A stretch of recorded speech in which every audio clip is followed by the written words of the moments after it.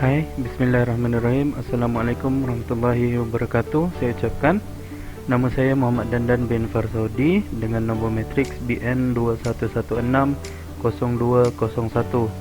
Video yang saya hasilkan ini akan menerangkan dua bahagian, iaitu Practical 1 Introduction to SPSS dan Practical 2 T-Test. Kedua-dua bahagian ini akan menerangkan perkara yang berkaitan dengan 4 elemen utama, iaitu yang pertama sekali preparation of data samples, yang kedua data screening and transformation, yang ketiga descriptive statistics, dan yang terakhir sekali iaitu T-test analysis. Dalam kajian kes saya ini, saya akan mengimplementasikan penggunaan PET sample T-test. PET sample T-test kebiasaannya digunakan untuk menilai perubahan yang berlaku oleh sampel yang sama pada masa yang berbeza. Di dalam kes ini, saya telah mencipta sebuah data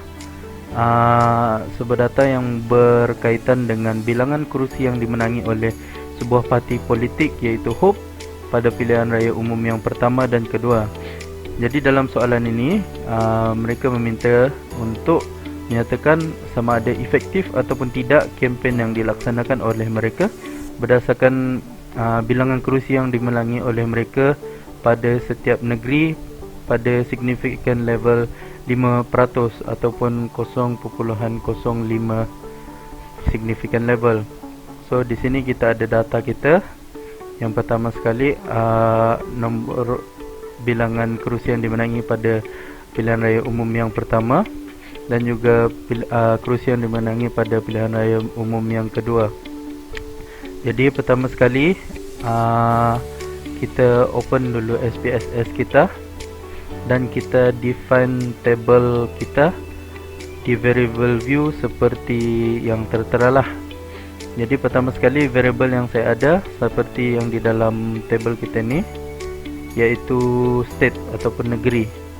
So dekat bahagian state ni, kita hanya akan letakkan type dia sebagai string, sebab string ni hanya mewakili apa-apa data yang dalam bentuk huruf. Tambahan pula dekat bahagian data kita ni, dekat bahagian state ni, dia mewakili nama negeri je, mostly akan terdiri daripada huruf. So kita set as string. And then untuk label pula saya memilih untuk mengosongkan saja, sebab bahagian label ni hanya untuk rujukan kita sendiri. So mungkin kita boleh letak sebagai negeri. Okey, sebagai negeri. Dan yang ini kita boleh kosongkan, kolom pun kita boleh abaikan samanya. Dan untuk measures pula kita akan letakkan sebagai nominal. Okey, kenapa kita letak nominal? Kerana ianya adalah satu nilai kualitatif di mana nilainya tidak mewakili kedudukan ataupun apa-apa urutan dalam data. Okey, contoh lain untuk nominal adalah seperti contohnya jantina, negeri, negara, bangsa, status ataupun jenama, apa-apalah yang tidak mewakili nombor. Okey, untuk variable yang kedua pula sama juga seperti value yang kita di atas ni. Kita akan letak sama juga seperti variable kita di atas ni. Cuma dekat sini adalah parti. Parti dia di mana kita ada satu je parti yang kita akan analyze dalam data kita ni, iaitu HOPE party. So kita masukkan saja sama juga string, type dia string. Label ni mungkin kita boleh tulis sebagai nama parti. Okey, nama parti. Memandangkan kita ada satu saja, so kita tidak perlu set value dia lah, sebab kita pun hanya ada satu parti saja. Dan measure-nya pun sama, nominal, kerana ianya tidak mewakili apa-apa, tidak mewakili nombor ataupun tidak ada apa-apa urutan dalam data kita. So kita set as nominal. Okey. Untuk yang variable seterusnya, iaitu bilangan kerusi pada pilihan raya umum yang pertama. Okey, dekat sini type-nya ialah numeric kerana data dia dalam bentuk nombor. Untuk label pula kita mungkin boleh tulis sebagai bilangan kerusi menang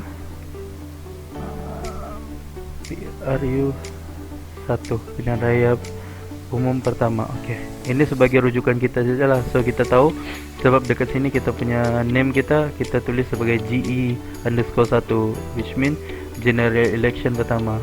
Okey, GE1 tu apa? So untuk kita punya rujukan kita tulis sebagai bilangan kerusi menang PRU1 lah. Dan untuk measure pula kita akan letakkan sebagai scale sebab yang data kita ni mewakili nilai yang boleh diukur dari segi bilangan ataupun skala seperti bilangan orang, berat, ketinggian lah. Perkara sama juga kita akan buat untuk variable kita yang terakhir. Dia punya type dia adalah numeric, label dia kerusi menang.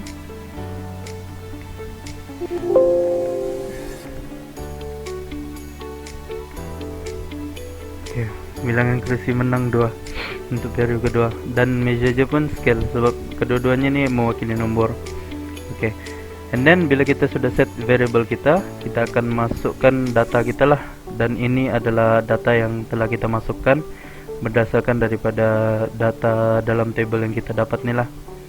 Okay, so selepas kita sudah masukkan data kita akan pergi ke analyze, compare means, pet sample t-test. Okay, dekat sini kita akan ada keluar satu dialog box begini. So kita cuma perlu masukkan variable kita dua-dua ni ke dalam variable 1 and variable 2 lah. Memandangkan kita ada dua saja variable, so kita masukkan saja yang menang PRU1 ni sebagai variable 1, bilangan kerusi menang PRU2 ni sebagai variable 2, dan kita tekan OK. Okay, so dekat sini kita akan dapat output kita. Jadi pada table pertama ni kita akan diberikan data berkenaan dengan mean, number of sample, dan juga standard deviation untuk kedua-dua variable kita ni lah. Jadi table pertama ini dikenali sebagai descriptive statistic table. Jadi untuk seterusnya table yang kedua ni pula menunjukkan correlation antara variable pertama dan kedua. So kebiasaannya kita akan abaikan table ni, jadi kita akan terus saja kepada table kita yang ketiga. Table kita yang ketiga iaitu t-test analysis table kita lah. Dekat sini nilai dalam table ni sangat penting, kerana daripada sini kita boleh nyatakan sama ada data kita ni menunjukkan significant difference ataupun tidak. Jadi pertama sekali kita akan lihat pada t value kita lah. Okay, so t value dalam output yang kita dapat ni adalah 3.464. Okay, jadi bila kita bandingkan dengan critical value kita pada degree of freedom 13 dan juga significant level of 0.05, kalau kita lihat dalam t table kita, okay, degree of freedom 13, 0.05, so kita akan dapati nilai critical value kita ialah 2.10160. Jadi which mean t value kita, output kita ni lebih besar daripada critical value kita, which means bilangan kerusi yang dimenangi pada general election pertama dan kedua are significantly different. Okay, itu proof kita yang pertama. Untuk analisis seterusnya ataupun untuk proof yang kedua, kita lihat pada p value kita. Memandangkan kita menggunakan two-tailed analysis, jadi nilai P kita di sini adalah 0.004. Jadi nilai yang kita perlu dapatkan untuk membolehkan kita menyatakan data kita adalah significantly different ialah nilai P kita mesti lebih kecil daripada nilai significant level kita, iaitu 0.05. Okay, jadi memandangkan nilai kita ni, nilai P kita ni 0.004 ni adalah lebih kecil daripada nilai signifikan kita 0.05. Jadi kita boleh nyatakan bahawa data kita adalah significantly different lah. Okay, untuk proof ketiga pula adalah dengan menganalisis nilai 95% confidence interval of difference kita. Jika lower dan upper value kita tidak melepasi nilai kosong, maksudnya data kita tidak significantly different. Tapi namun pada data kita dapati lower value kita ialah 0.83341, dan upper value kita ialah 3.59516. Jadi melepasi nilai kosong. Ini bermakna data kita significantly different. Okey, daripada tiga-tiga analisis yang kita lakukan pada table ini, kita dapat simpulkan bahawa bilangan kerusi yang dimenangi pada pilihan raya umum pertama dan kedua adalah significantly different. Okey, untuk soalan berkenaan dengan keberkesanan kempen yang dilaksanakan oleh parti ini, kita boleh lihat sendiri pada mean value kita pada table yang pertama ni. Jadi kita boleh lihat secara amnya nilai min bilangan kerusi yang dimenangi pada pilihan raya umum kedua, yang kedua ni lebih kecil berbandingkan dengan nilai min bilangan kerusi yang dimenangi pada pilihan raya yang pertama.